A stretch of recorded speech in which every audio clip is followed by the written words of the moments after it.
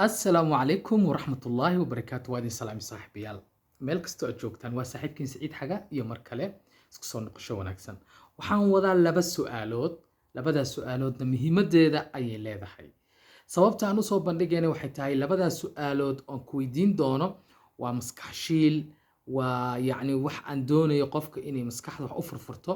jawaabahoodana xagga dambe aan ku sheegi doonaa laakiin marka hore si loo kala faa'iideysto marka su'aal lagu weydiiyo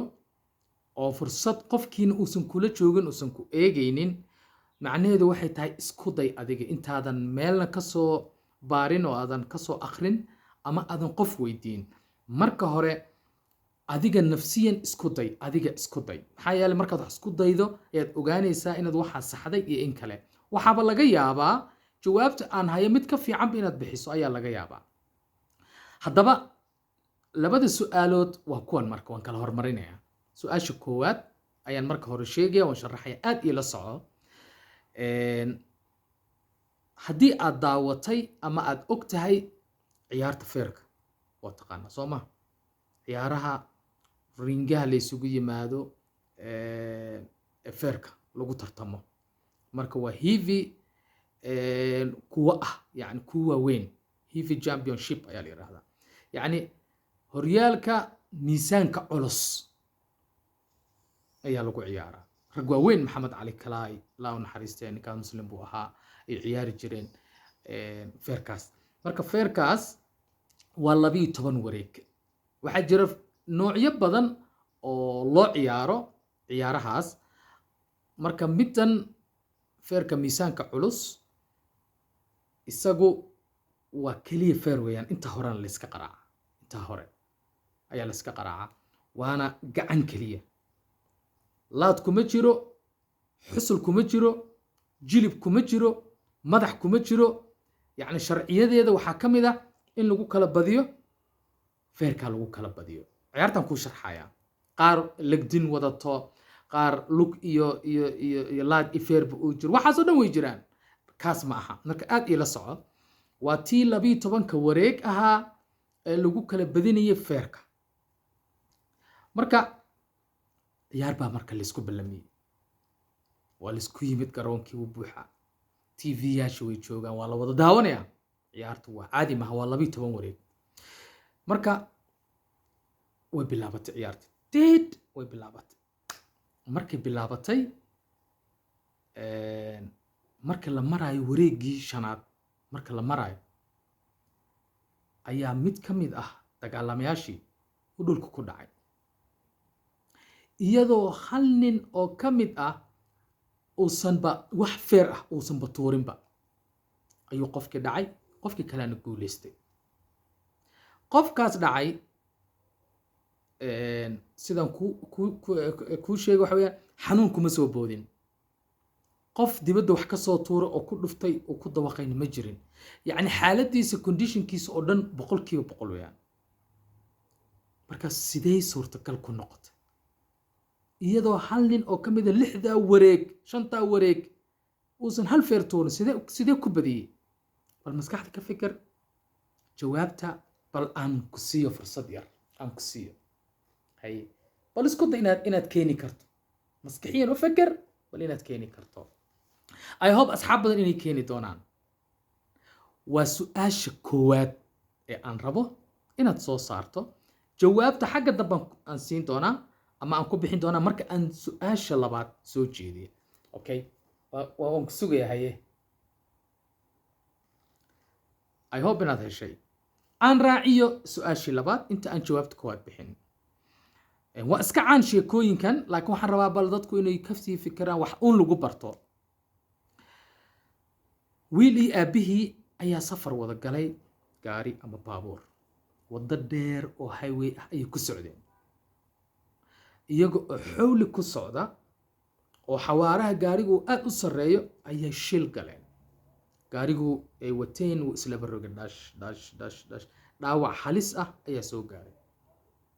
ambalaas ayaa timid goobtii maxaan ku yiraahdaayay shilka uu ka dhacay aabihii waa la soo saaray marka isaga ayay naftu ku sii aad u degdegayeen inta wiilka la soo saaray ambalaas kala timid marka aabi waa lala cararay marka waa lala cararay waa la sii qaaday ambalaaska kalena wiilkii marka la soo saaray waxaa la saaray ambalaaskii kale labadii ambalaas waxay aabihii iyo wiilkii kala geeyeen laba dhakhtar ama laba hospitaal ama cisbitaal ama isbitaal ayay kala geeyeen marka wiilkii markii dhakhtarkii sameynayay qaliinka loo soo geliyey oo meeshii operationka degdega ah marka degdega ah meesha xaalad degdega qofka marka la keeno waxa la geliyaa meesha xaaladda degdega ah meeshaasaa la geliyaa markii la soo geliyey ayaa dhakhtarkii qalay markii uu arkay wejigii uu dhahay aniga ma qali karo maxaa dhacay waa wiilkayga dhakhtarkii aba dhahayba aniga ma qali karo waa wiilkayga hadda aabbihii dhalayna waa ka dhaawacmay dhakhtarka la geeyey siday suurtagal ku tahay how is possible siday suurtagal ku tahay waa taa marka labada su'aalood waa kuwa jawaabahana way fudud yihiin it's very easy waxaan ku siinayaa 10 ilbiriqsi 20 intaad doontid bal yara fikir say suurtagal ku tahay wiilkani aabihii way wada socdeen halkaasay shilka ku galeen maxaa qofkan dhakhtarka muxuu u leeyahay ma qali karo waa wiilkaygi okay yara fikir labada jawaabood haddaan ku siinaya laakiin marka hore waxaan rabaa adiga inaad fikirto inta badan muuqaalada waxaan u jecelahay inaan markan soo dhigo aanan jawaabta raaco waxay tahay waxaan rabaa qofka inuu isaga ka fikiro uu ka soo shaqeeyo haddana asxaabta qaar waxay jecel yihiin jawaabta in la raaciyo mararka qaar waxaan isiraahdaa muuqaalo kale oo gaara ma ka duubtaa jawaab hebel jawaab hebel jawaab hebel su'aal hebel aan leeyahay su'aal hebel iyo su'aal hebel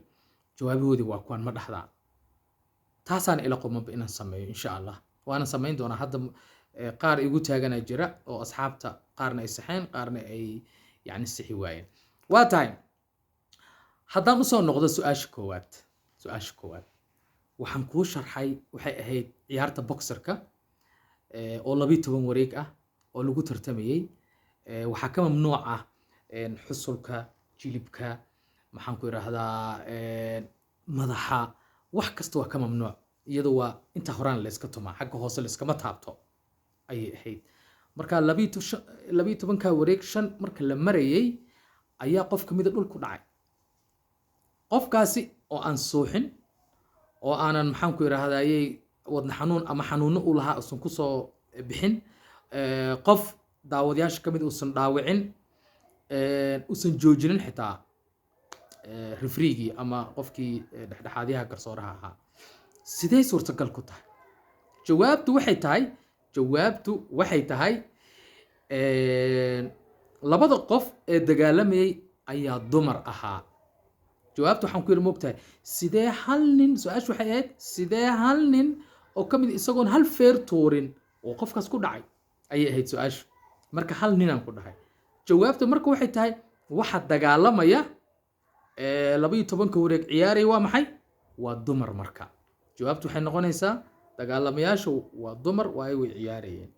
way kuma sheegin inay dumar yihiin ee inay rag yihiin kuma sheegin ciyaartan ka sheekeeyay waxay tahay laba qof la soo geliyaan ku yiri meesha qaabkaasi ahayd marka jawaabta koowaad waad haysataa hadda saa u fikirtay you are right su'aasha labaad waxay ahayd wiilkii iyo aabihii safarka galay shilka galay baabuur laba dhakhtar la kala geeyay wiilka markii qaliinka lagu sameyn rabay dhakhtarkii uu yiri ma qali karo maxaa yeelay waa wiilkayga sidee macquul ku tahay jawaabtu waxay tahay wiilka hooyadii weeyaan ama waa hooyadii dhashay wiilka waa dhakhtarad xagga qaliinka hadda ma fahamta haddaa saa u fikirtay maskaxdaada ku soo dhacday you are right waad saxan tahay haddii laakiin ay maskaxdaada wax kale ku soo dhaceen jawaabtu waad nugula wadaagi kartaa okay muuqaalkan like si share gare asxaab kalena la wadaag wixii commenti su'aalo aad qabtidna waad ugu soo weydiin kartaa halka hoose ee commentiga insha Allah haddii Ilaahay yiraahdo waad mahadsantihiin dhammaantiin dad muuqaalkan ka heshay sidaan kuugu sheegay wabillahi tawfiiq assalaamu calaykum waraxmatullaahi wabarakaatuh